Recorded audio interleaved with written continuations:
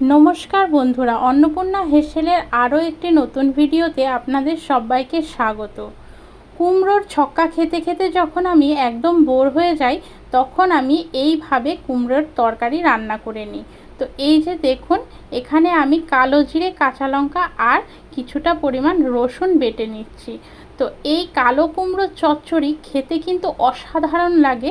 আপনারা অবশ্যই একবার বাড়িতে ট্রাই করে দেখতে পারেন, আর আশা করছি আপনাদের খুবই ভালো লাগবে। ভিডিওটা অবশ্যই শেষ পর্যন্ত দেখবেন।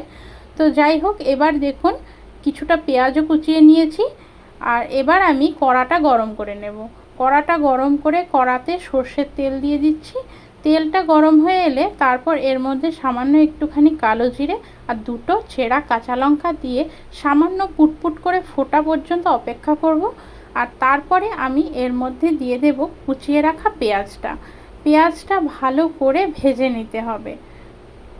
তো পেঁয়াজটা নাড়িয়ে চাড়িয়ে হালকা লাল করে ভেজে নেওয়ার পর এবার কেটে ধুয়ে পরিষ্কার করে রাখা কুমড়োগুলো দিয়ে দেব। কুমড়োগুলো ছক্কার আকারে কেটেছি আমি, আপনারা আপনাদের পছন্দ মতো ছোটো কিংবা বড় ইচ্ছে মতো কাটতে পারেন। তো যাই হোক, এবার কুমড়ো দেওয়ার পর দিয়ে দিলাম স্বাদ অনুযায়ী নুন, আর এরপর দিয়ে দেব হলুদের গুঁড়ো। এবার ভালো করে নাড়িয়ে চাড়িয়ে কিছুক্ষণ ঢেকে রান্না করব। তো কুমড়োটা রান্না হতে থাক, ততক্ষণ আপনাদের সঙ্গে আমি একটা কথা বলি। তো বন্ধুরা, আপনারা আমার ভিডিওটা কোথার থেকে দেখছেন অবশ্যই আমাকে কমেন্ট করে জানাবেন। আর আমার ভিডিওগুলো যদি আপনাদের ভালো লাগে তাহলে অবশ্যই লাইক এবং শেয়ার করে দেবেন। আর আমার ইউটিউব থেকে দেখলে ইউটিউব চ্যানেলটা সাবস্ক্রাইব করে দেবেন, আর ফেসবুক থেকে দেখলে ফলো করে আমার পাশে থাকবেন। তো ভিডিওটা কেমন লাগছে কমেন্ট করতে একদম ভুলবেন না, আর অবশ্যই বাড়িতে একবার ট্রাই করে দেখুন, আশা করছি খুব ভালো লাগবে। কিছুক্ষণ রান্না করে নেওয়ার পর ঢাকনা খুলে ওর মধ্যে যে আমি কালো জিরে, রসুন আর কাঁচা লঙ্কার পেস্ট করে রেখেছিলাম সেটাও দিয়ে দিলাম। সেটা দিয়ে কিছুক্ষণ নাড়িয়ে চাড়িয়ে ঢেকে কষিয়ে নিলাম।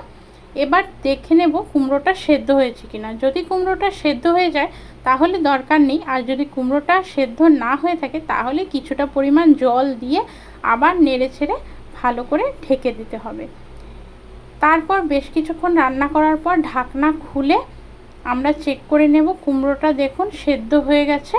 এবার আমি ভালো করে জলটা কাটিয়ে নিয়ে শুকনো শুকনো করে নামিয়ে নিচ্ছি। এই যে তৈরি হয়ে গেল আমার কালো কুমড়ো চচ্চড়ি। তো এই কালো জিরে রসুন বাটায় কালো কুমড়ো চচ্চড়ি খেতে অসাধারণ লাগে। অবশ্যই ট্রাই করে জানাবেন। টাটা।